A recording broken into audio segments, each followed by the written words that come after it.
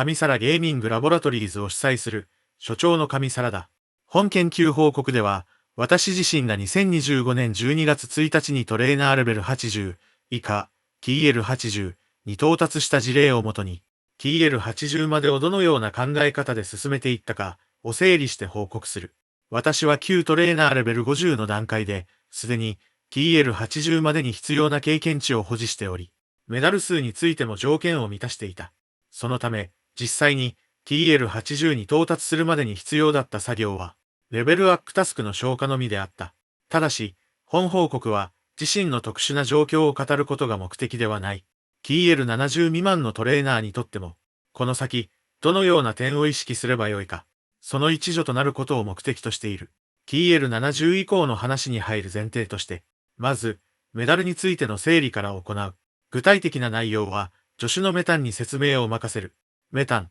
頼む。了解しました、所長。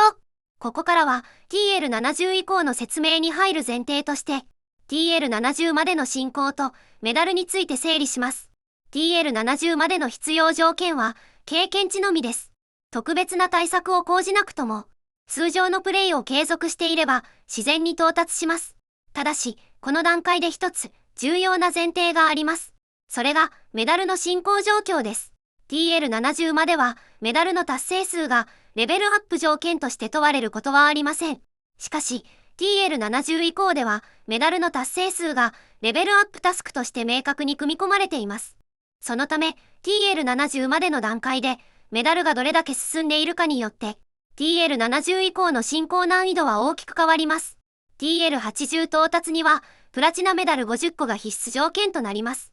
そのうち18個はタイプメダルで賄うことができます。この18種をすべてプラチナまで進めていれば、TL71 到達分に必要なプラチナメダル数をクリアできます。つまり、レベルアップに必要な基礎部分は、すでに整っている状態になります。ここで重要なのは、メダルを不足してから集める条件として捉えるか、進行全体を支える前提として扱うかという視点の違いです。TL80 までを見据えるのであれば、TL70 までの段階で到達可能なメダルを可能な限り積み上げておくことが、その後の進行を安定させる基礎となります。仮に不足があったとしても、先々の構成を把握していれば、順序を組み替えることで停滞は回避できます。タイプメダルは、その基礎を形成する代表的な領域として位置づけられます。タイプメダルを基礎として扱うのであれば、その進行もまた偶発的なものに任せるのではなく、出現傾向を利用して計画的に進めていくことになります。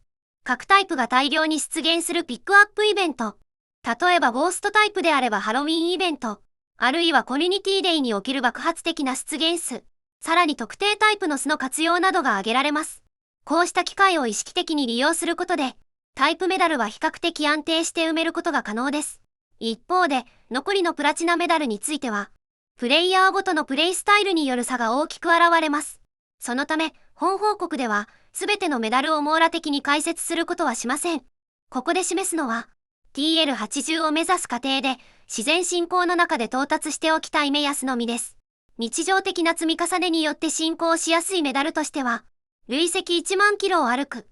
ジョギングメダル、ポケモンを2000匹進化させる、研究員メダル、ポケストップを累積5000回回す、観光客メダル、ポケモンを累積5万匹捕獲する、コレクターメダル、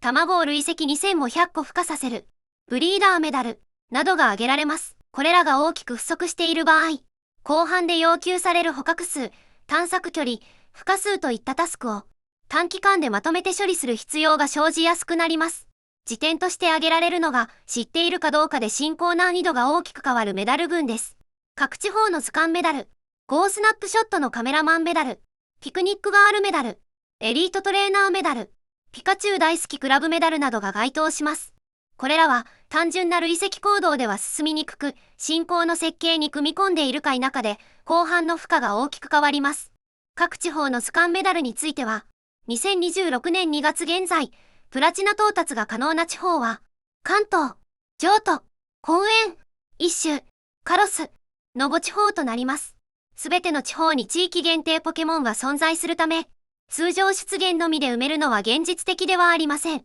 イベントや交換をどの段階で組み込むかが進行設計に影響します。Go スナップショットは通常1日1回ですが、イベントなどで成功回数が増える場合があります。日数依存のまま進めるか、機械をまとめて処理するかで差が出ます。ピクニックガールメダルは、自身が使用したルアーモジュールから出現したポケモンの捕獲数が条件です。さらに、このルアーから出現したポケモンを、他のトレーナーが捕獲した分もカウント対象となるため、大型イベント時に人の多い場所で使用できれば、短期間で進行させることが可能です。エリートトレーナーメダルは、チームリーダーとのトレーニングバトルに勝利した回数が条件です。1日3戦までというアイテムストック仕様から、このメダルも1日3回までしか進まないと誤認されることがありましたが、実際には勝利回数に上限はありません。ただし、リーダーの使用ポケモンや技構成が固定的で展開に変化が少なく、分かってしまえば作業となるため、意識して進めなければ後回しになりやすいメダルです。ピカチュウ大好きクラブメダルについても、現在はコスチューム個体が多くのイベントで野生出現や限定タスクで登場します。これらはすべてカウント対象です。イベント時の捕獲や交換を活用できるかどうかで進行速度は変わります。これらのメダルは単純なプレイ量よりも使用を理解しているかどうかで差が生まれる領域となります。なお、プラチナメダルの中には日々のプレイを積み重ねる以外に進行手段がなく、他のトレーナーとの協力を前提とするものも多く存在します。これらは特定のレベル帯でまとめて回収するという性質のものではなく、TL70 到達以前から進行しており、TL70 以降も継続して積み上がっていくことを前提としたメダル群です。ここまで TL80 到達に向けたメダルの構造とその設計思想について整理してきた。本報告で挙げたメダルが全てではない。示したのは進行設計を考えるための代表例に過ぎない。